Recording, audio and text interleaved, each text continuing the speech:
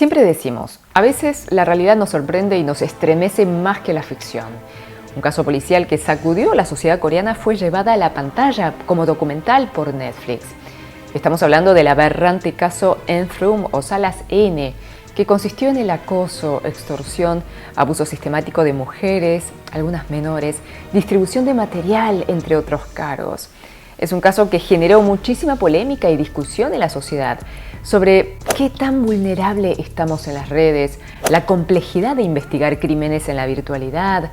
¿El sistema legal está preparado para tratar estos delitos? Bueno, muchas preguntas. Y este documental en Netflix, por supuesto, volvió a poner todos estos interrogantes en la mesa. Cyber Hell, Exposing an Internet Horror, o sea, en español, Infierno Cibernético, exponiendo el horror en Internet. Bajo este título se realizó este documental que dura 1 hora y 45 minutos. 24 personas, entre ellas policías, periodistas, productores, fueron entrevistadas. Es un documental, pero igual advierto que voy a hacer spoiler y otras actualizaciones del caso. En su momento hice un video contando los detalles de este caso, conocidos en ese momento, pero hagamos un breve resumen. Se trata de una organización criminal que actuaba bajo el anonimato que daba la virtualidad, especialmente la red Telegram, que posee una política estricta de privacidad de sus usuarios, como sabemos. Modus operandi: tiraban anzuelo a potenciales víctimas mujeres, especialmente las que parecían en situación de vulnerabilidad. Les ofrecía trabajo, bien remunerado, y para ello les pedía foto de su documento de identidad y datos bancarios, supuestamente para hacerles transferencia de sus honorarios. Y en el momento en que enviaban esa información, quedaban atrapadas.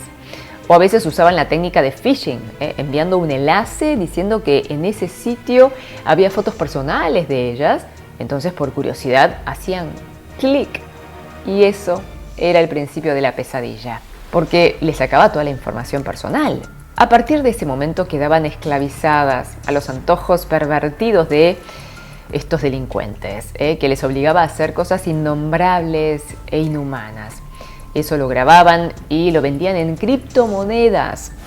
Hola, soy Ginny, te doy una afectuosa bienvenida a esto que es Ginny Channel. Ahí te invito cordialmente a que puedas hacer clic y a compartir más historias coreanas. ¿Y cómo es que estas mujeres accedían? Porque eran amenazadas y extorsionadas constantemente y las manipulaba psicológicamente. Les decían que si no se sacaban fotos íntimas, le iba a pasar algo a su familia, y cuando llegaban las primeras fotos, las amenazaba con mostrarles a su familia esas fotos si no llegaban más fotos y cada vez más subidos de tono, y seguía el círculo vicioso. Y a veces se concretaban inclusive abusos en persona. Eran llamadas literalmente esclavas. Para que se den una idea de todo esto, hacían lo que querían con ellas, atemorizándolas con amenazas. Un asco. Entre las víctimas había menores de edad. Y como todo esto se realizaba bajo seudónimos y en la oscuridad de Internet, realmente los delincuentes creyeron que eran inalcanzables. Y la realidad es que fue complicado para la policía. El documental muestra cómo empezó a destaparse esta actividad criminal. Y fue por denuncias anónimas al periodismo, inclusive por parte de víctimas que cobraron valentía. Y aparecen 2 personajes en el documental que son estudiantes de periodismo que fueron las primeras que escribieron sobre esto. Ellas cumplieron un rol fundamental en la recolección de evidencias, ya que pudieron ingresar a esas salas. Pero cuando salió el tema en medios locales, no llegó a tener la trascendencia que merecía y que esperaban. Como que pasó bastante inadvertido. Y fue desanimador para los primeros periodistas, que inclusive empezaron a recibir extorsiones de ellos mismos. Fue necesario que medios más grandes tomaran el caso para que se convirtiera en un tema nacional. Y sí, fue un trabajo conjunto entre esas estudiantes, periodistas y la policía, que terminó finalmente en rastrear a los criminales. Y hubo un punto débil de estos delincuentes que se creían poderosos. Ese punto débil le jugó una mala pasada. Bueno, toda esa parte les dejo, por supuesto, que puedan verlo en el documental. Además del tipo de crimen atroz, otra cosa que estremeció eran las cabecillas que estaban detrás de todo. Eran jóvenes estudiantes que no daban ni un grado de sospecha en su vida cotidiana. Cho Ju-bin, uno de ellos, actuaba con el seudónimo Paksa, que en coreano significa doctor, o sea, de tener un doctorado en la universidad. 26 años tiene ahora. O sea, cuando cometió los crímenes tenía 24. Por fuera parecía un chico normal. De hecho, solía hacer trabajo de beneficencia y hasta recibió diplomas de la policía por haber ayudado en investigaciones de crímenes cibernéticos. O sea, el chico sabía mucho de informática, redes, programación. Aunque alguna hipótesis sugiere que capaz ayudó a la policía para conocer sus estrategias de investigación, para usarlo luego a su favor. Recibió una condena de 42 años de cárcel por crímenes cometidos entre 2019 y 2020. Las investigaciones recientes revelan otros detalles de él. Tenía una autoestima muy baja por su apariencia. Medía 1,64 m y dicen que estaba acomplejado, por lo que usó el dinero que su papá iba a destinar para un implante dental a una operación para ser más alto. Desconozco, por supuesto, el procedimiento médico, pero al parecer es muy doloroso, ya que se interviene directamente a los huesos. O sea, hasta ese grado llegaba su complejo de inferioridad. Logró medir 1,70 m después de la operación, pero quedó con un efecto secundario. Y comentan que fue en esa etapa que comenzó a planear sistemáticamente el crimen. Da bronca e indignación solo mencionar esto, pero él decía que era arte y negocio lo que hacía. Como si las víctimas fueran objetos desechables. Llegó a ganar mucha plata porque cobraba por ese material y además tenía un sistema de membresías e incentivos. 멈출 수 없었던 악마의 삶을 멈춰주셔서 정말 감사합니다. A diferencia de lo que dijo aquí, hasta ahora no se le observa una gran actitud de arrepentimiento porque insiste de que la pena es excesiva. Y muchos se preguntan por qué tenía heridas cuando su rostro apareció al mundo. Tenía de hecho un sostén en el cuello.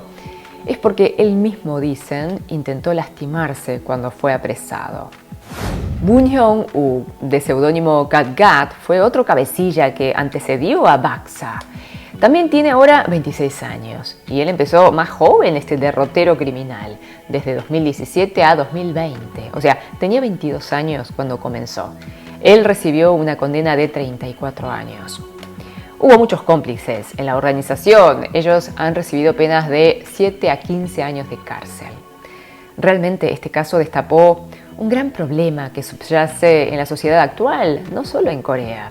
Se calcula que había unas 15.000 personas que fueron usuarias de estas salas. La policía está rastreando una por una. Ya detectaron a casi 4.000 personas.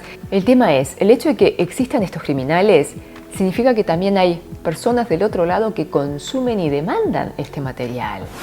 Decíamos que desató muchos interrogantes, por ejemplo, sobre la justicia en la condena. 42 años, 34 años, ¿son suficientes para delitos tan crueles? Muchos coinciden en que la pena no es reflejo de la gravedad de los hechos y del reclamo por justicia por parte de la sociedad coreana. Y se plantea la necesidad de que los legisladores revisen este marco legal. De hecho, en realidad 42 años ya es un récord para la jurisprudencia coreana, porque la pena por abuso sexual no superaría en general los 10 años. Y en este caso llegó a 42 por ser una combinación de varios delitos, incluido el de asociación ilícita. El pueblo reclama mayor severidad. Lo que sí cambió este caso en Froome es que antes no era penada la posesión de material íntimo filmado sin consentimiento, o lo que llamamos molca en coreano. Ahora sí, poseer material filmado ilegalmente puede tener penas de hasta 3 años y multas de casi $30.000. Bueno, chingos, un caso de terror, en realidad, que nos alerta de los cuidados que tenemos que tener en las redes sociales. Y si caemos, porque nos puede pasar a cualquiera, no culparse y saber que no estamos solos o solas y alertar a las autoridades. Gracias por estar del otro lado, sí, te espero también en mis otras redes sociales. Más que nunca te digo que te cuides, que eres súper valioso o valiosa. Te quiero, 사랑해요. Nos vemos en la próxima. 다시 만나요.